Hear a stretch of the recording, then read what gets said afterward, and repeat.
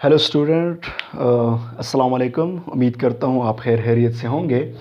बच्चों, आज मैं आप लोगों के लिए एक नया टॉपिक लेके आया हूँ, वह है वेपर प्रेशर, चैप्टर नंबर 5 का। वेपर प्रेशर क्या होता है, इसकी डिफिनीशन मैंने लिखी हुई है।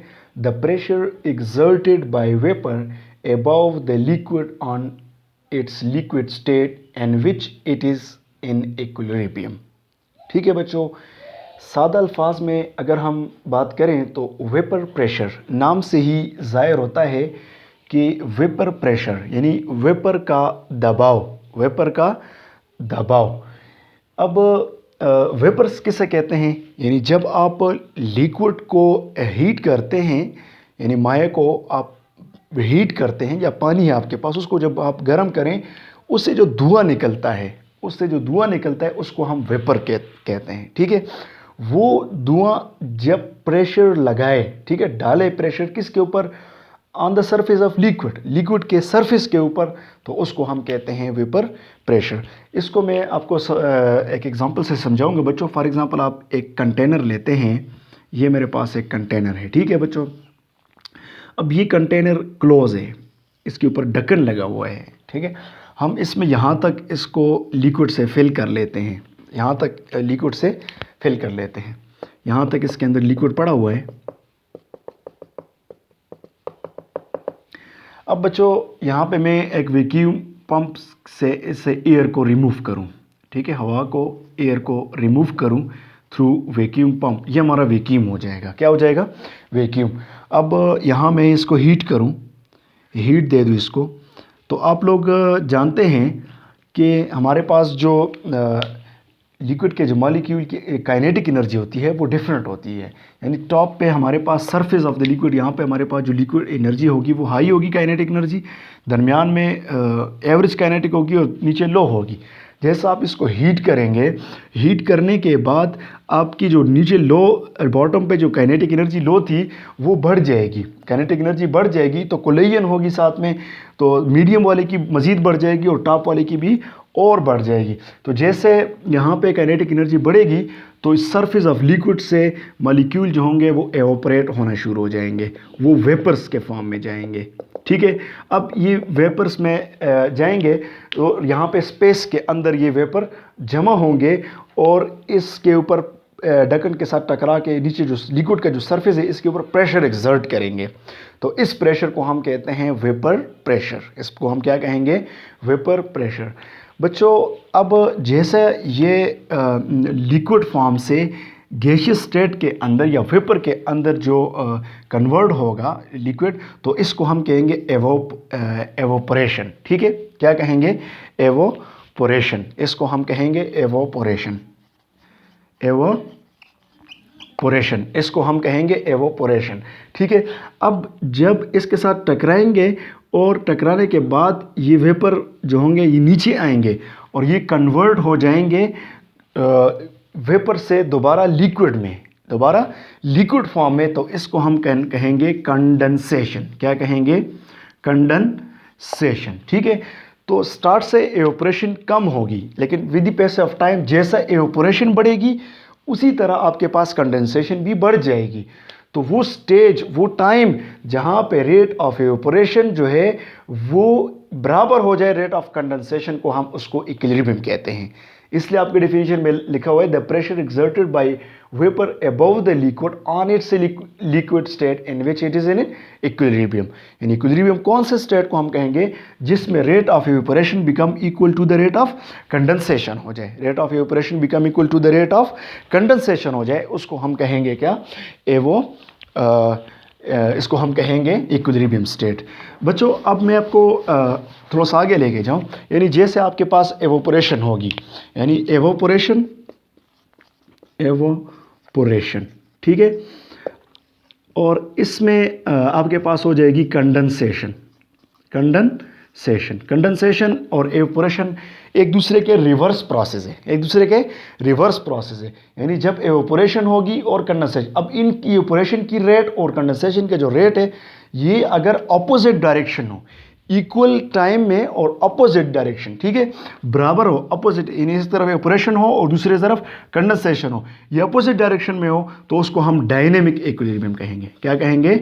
Dynamic equilibrium.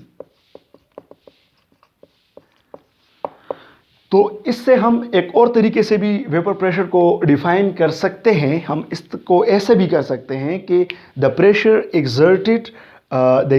exerted by liquid, the pressure exerted vapor by liquid when the rate of evaporation become equal to the rate of condensation. The pressure exerted vapor by the liquid when the rate of evaporation become equal to the rate of condensation. Clear हो गया बच्चों?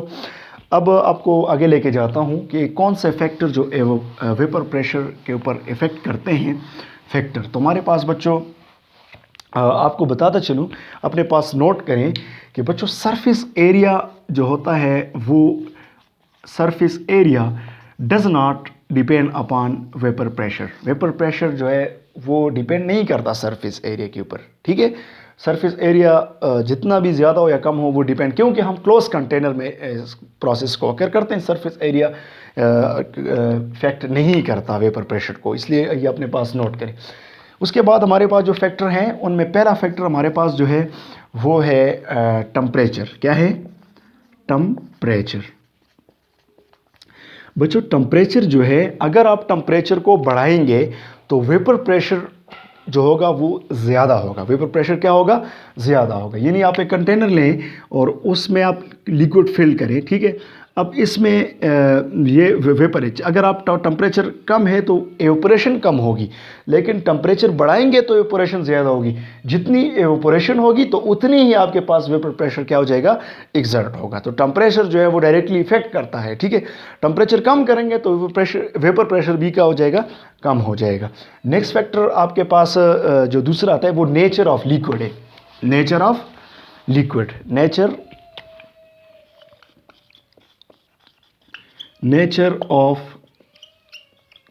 Liquid बहुत important factor है बच्चों, nature of liquid. देखें हमारे पास liquid की nature जो है वो भी वेपर प्रेशर के ऊपर इफेक्ट करती है। कैसे? फॉर एग्जांपल हमारे पास एक पोलर लिक्विड है, एक पोलर लिक्विड है। पोलर लिक्विड का बच्चों आपके पास जो बॉइलिंग पॉइंट होता है वो ज़्यादा होता है। बॉइलिंग पॉइंट जो होता है वो क्या होता है? BP, boiling point high. क्या होता है? हाई। पोलर लिक्विड का बीपी आपके पास हाई होता है। तो बॉइलिंग पॉइंट जब पोलर लिक्विड का हाई होता है तो जाहिर है इसके वेपर्स क्या होंगे? इसके वेपर कम होंगे। इसके वेपर क्या होंगे? कम होंगे, यानी लो वेपर प्रेशर होगा, लो वेपर प्रेशर होगा, ठीक है। लेकिन नॉन पोलर जो होंगे, ठीक है, नॉन पोलर लिक्विड में आपके पास जो बॉइलिंग पॉइंट है वो लो होगा, ठीक है, बॉइलिंग पॉइंट लो होगा, इसलिए इसके वेपर्स प्रेशर जो होंगे वो क्या होगा? वो ज़्यादा होगा, हाई होगा। क्या होगा? हाई होगा। बड़ा इंपॉर्टेंट पॉइंट कि पोलर में आपके पास बॉइलिंग पॉइंट हाई होता है, इसके लो वेपर प्रेशर होंगे, क्योंकि जब बॉइलिंग पॉइंट ज़्यादा होगा उसमें इंटरमॉलिक्यूलर फोर्सेस ज़्यादा होंगे, तो वो ईजिली इवेपोरेट नहीं होंगे। जब ईजिली इवेपोरेट नहीं हो सकेंगे तो वेपर प्रेशर भी क्या हो जाएगा? कम होगा। लेकिन नॉन पोलर जो होंगे उनका बीपी जो होता है, बॉइलिंग पॉइंट जो होता है वो लो होगा, तो इसलिए वो प्रेशर उसके ज़्यादा बनेंगे, ठीक है बच्चों। इसकी मिसाल मैं आपको दूँ, कोई कंपाउंड हम लेते हैं जिसको हम कंपेयर करें। फॉर एग्जांपल आपके पास एक है वाटर, ठीक है। अब वाटर जो है ये इसका जो वेपर प्रेशर होगा वो कम है, क्योंकि इसमें इसका बॉइलिंग पॉइंट ज़्यादा होता है, इसका बॉइलिंग पॉइंट ज़्यादा होता है। अगर हम वाटर को कंपेयर करें, वाटर को हम क्या करें? कंपेयर करें किसके साथ? अगर हम वाटर को एसीटोन के साथ, एसीटोन, अब एसीटोन के जो होते हैं वेपर प्रेशर वो ज़्यादा होगी, वाटर की क्या होगी? कम, क्योंकि वाटर जो है आपके पास पोलर है या आपके पास नॉन पोलर है, ठीक है। तो इसलिए नेचर ऑफ लिक्विड। नेक्स्ट आपके पास जो फैक्टर इफेक्ट करता है वो है size of molecule, size of molecule, ठीक है। बहुत इंपॉर्टेंट टॉपिक चल रहा है वेपर प्रेशर, इसके फैक्टर को हम डिस्कस करने जा रहे हैं। साइज ऑफ मॉलिक्यूल बच्चों आपके पास दो साइज़ के मॉलिक्यूल होंगे, एक स्मॉल साइज़ का होगा और दूसरा आपके पास लार्ज साइज मॉलिक्यूल होगा। लार्ज साइज, जो स्मॉल साइज के मॉलिक्यूल होते हैं उनमें वेपर प्रेशर ज़्यादा होती है। क्या होती है? वेपर प्रेशर हाई होती है, ठीक है। और जो लार्ज साइज के होते हैं उनके वेपर प्रेशर क्या होती है? लो होती है। उनमें क्या होती है? लो होती है। फॉर एग्जांपल हमारे पास एक कंपाउंड है पेंटेन। क्या है? पेंटेन। अब पेंटेन में हमारे पास 5 कार्बन कंपाउंड है, ठीक है। इसमें लो स्मॉल साइज है तो इसकी रेट ऑफ इवेपोरेशन क्या है? इसकी रेट ऑफ इवेपोरेशन हाई है, ठीक है। चेंज इसमें मतलब कम है। लेकिन इसके मुकाबले में हम डिकेन को स्टडी करें तो डिकेन जो होता है इसका जो वेपर प्रेशर है वो क्या है? लो है, क्योंकि लार्ज मॉलिक्यूलर साइज है, ठीक है बच्चों। नेक्स्ट हम लेते हैं फैक्टर को। टेम्परेचर हो गया और साइज ऑफ द मॉलिक्यूल हो गया। Inter molecular forces, next factor क्या है? इंटर मॉलिक्यूलर फोर्सेस या अट्रैक्टिव फोर्सेस, ठीक है। तो बच्चों दो तरह के मॉलिक्यूल हमारे पास होंगे। एक वो मॉलिक्यूल जिनमें स्ट्रॉन्ग मतलब अट्रैक्टिव फोर्सेस होंगे, तो जिनके अंदर इंटर मॉलिक्यूलर फोर्स जो है वो स्ट्रॉन्ग होंगे तो उनमें आपके पास रेट ऑफ इवेपोरेशन कम होगा।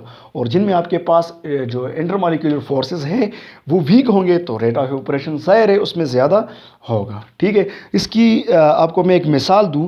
फॉर एग्जांपल आप क्या कर लें, वाटर लें, वाटर। अब वाटर में इंटरमॉलिक्यूलर फोर्सेज जो होती है वो ज़्यादा अट्रैक्टिव होती है, मतलब स्ट्रांग होती है। इसके मुकाबले में हम लेते हैं इथाइल अल्कोहल। क्या है? Ethyl alcohol. अब इथाइल अल्कोहल जो है उनमें इंटरमॉलिक्यूलर फोर्सेज जो है वो क्या होती है? वीक होती है। इसलिए इसके वेपर प्रेशर क्या होंगे? इसके वेपर प्रेशर ज़्यादा होंगे और इसके वेपर प्रेशर कम है, ठीक है बच्चों। तो आज का हमारा टॉपिक था वेपर प्रेशर। उम्मीद करता हूँ आप लोगों को समझ आया होगा। कोई मसला होता है आप मुझसे कमेंट में पूछ सकते हैं। ओके, अल्लाह हाफिज़।